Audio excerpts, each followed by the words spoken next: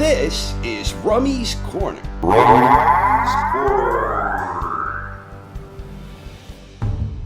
Good evening, boxing fans, and welcome back to the latest installment of the Top 10 by Decade scoring experiment. Here in Part 9, we're going to examine the lightweight division and try to objectively determine the top 10 lightweights from each decade. As always, we will be utilizing Ring Magazine's rich archive of historical rankings. Ring Magazine began doing annual rankings for the lightweight division way back in 1924.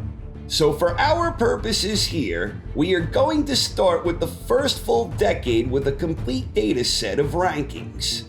The 1930s. At the conclusion of 1930, these were the top-rated lightweights according to Ring Magazine. Tony Canzoneri was the champion, so he receives 10 points for being first on the list. Next up is Jackie Kid Berg, and he gets 9 points. We continue allocating points in this fashion until we reach the 10th name on the list, Johnny Jadick, and he receives 1 point. The 11th name on the list is Maxie Strupp, and he gets nothing.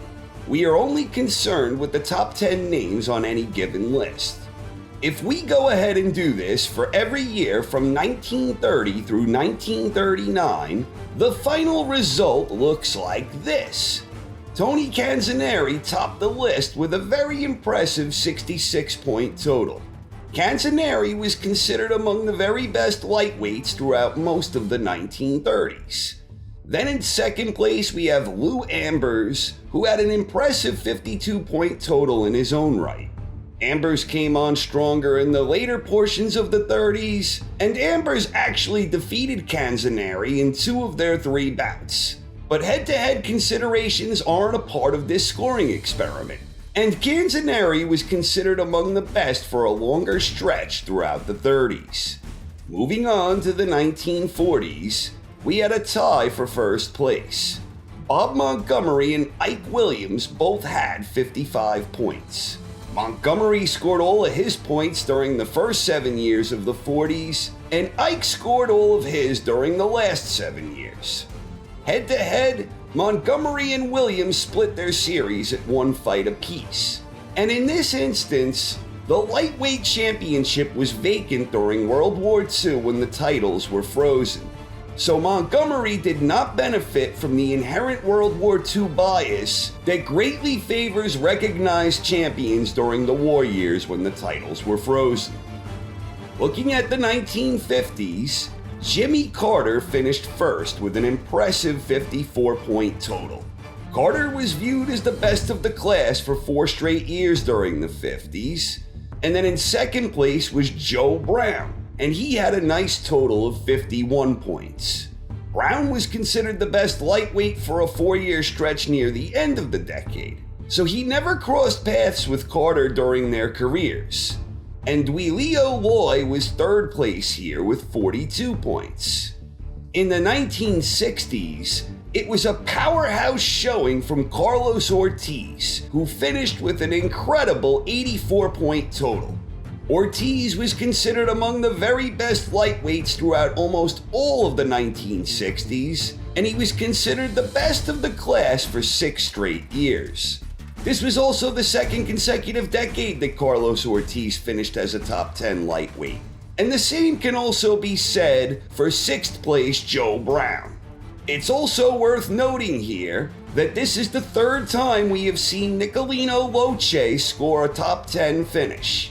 Loche was also considered a top 10 junior welterweight in both the 1960s and the 1970s. Moving ahead to the lightweights from the 1970s, Roberto Duran finished first and he scored a tremendous 74-point total. Duran was considered the very best lightweight in the world for 7 consecutive years, and he was clearly the dominant force at 135 during this period. Ken Buchanan was second place with 42 points, and Esteban de Jesus finished third with 36 points. Then looking at the 1980s, Edwin Rosario topped the list with 58 points.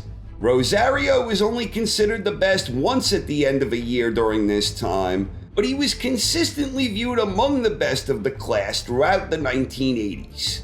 In fourth place, we have Pernell Whitaker with 29 points. And this is the second weight class where Sweet Pea finished top 10 in a given decade. Whitaker was also considered a top 10 welterweight in the 1990s. Moving along to the lightweights from the 1990s, Urzubek Nazarev topped the list with 49 points. Stevie Johnston finished second place with 43 points, and this was the second consecutive decade where Sweet Pea finished as a top 10 lightweight. And in total, that's now 3 top 10 lists for Whitaker, who again also appeared on the top 10 list as a 1990s welterweight. So that's 3 lists in total for Sweet Pea, and it's also now 3 top 10 lists for Sugar Shane Mosley. During the Double O's, Mosley finished as a top 10 welterweight and a top 10 junior middleweight, so impressive stuff there for Mosley and Whitaker. On to the Double O's, Jose Luis Castillo finished first with 47 points. And we have some more milestones on this list. For Juan Manuel Marquez, this was his second top 10 finish. He also appeared as a top 10 welterweight so far in the current decade. And for Floyd Mayweather Jr., this is the 4th list we've seen him on. He was a top 10 in the current decade for both the welterweight and junior middleweight divisions, and he was also a top 10 among the welterweights from the Double O's. Floyd just missed the cut among junior welterweights from the Double O's, where he finished 11th, falling 2 points short of the top 10. So it's officially 4 top 10 lists for Floyd at this point, which ties him with Bernard Hopkins and Roy Jones as the highest total we've come across so far. And now, even though the current decade is not yet complete, through the end of 2017, the list looks like this. Jorge Linares is the current leader with 33 points. And there we have Juan Manuel Marquez again, so that now makes 3 top 10 lists for him, including 2 consecutive at this weight class, but the current decade is not yet complete, and mathematically, it's possible for Marquez to get bumped from this list before all is said and done.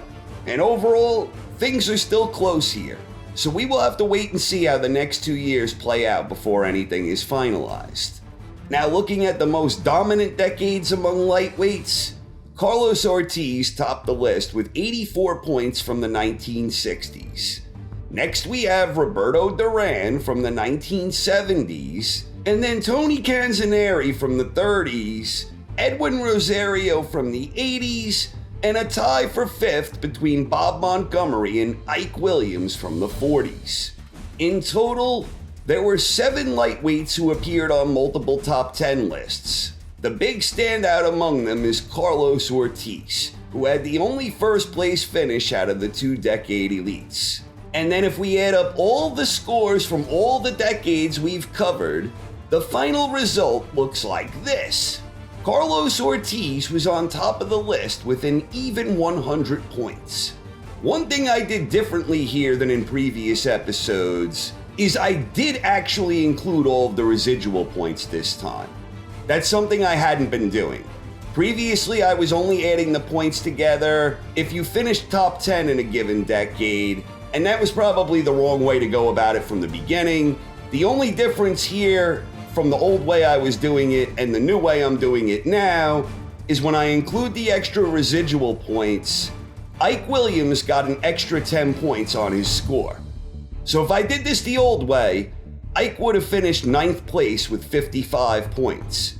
But when we include the residual points, Ike gets an extra 10 he had from the 1950s, and that brings his total up. Going forward, I will include those because I think it really makes more sense, and I probably should have done that from the beginning. For those of you who haven't seen any of the previous installments of the other divisions in the ranking experiment, we've covered all of the divisions north of lightweight in the previous 8 episodes. Those all have the old scoring where I was just combining top 10 scores, and in most cases the end lists weren't impacted much, But in the welterweight division, guys like Manny Pacquiao and Sugar Ray Robinson would have placed higher. For the rest of the ranking experiment going forward, we will continue our way south through the remaining 8 weight classes, and then we're going to have a brief episode dedicated to each decade, starting with the 1920s, all the way up through the current decade, and finally, after we finish everything with all of those, we will have the grand finale episode of sorts, where we will count down the top 100 boxers of all time under this scoring criteria. So that is what we're ultimately building towards here, the top 100 countdown. We still have quite a ways to go before we get there, but I'm having fun going through all these little snapshots of boxing history, and I hope you're all enjoying as well. The system certainly isn't perfect, but in the context of what we're trying to do, I definitely believe it's a worthwhile endeavor. Thanks for watching, everyone. Hope you enjoyed. Please stay tuned for part 10. Next up, the junior lightweight division. Until then, have a great night.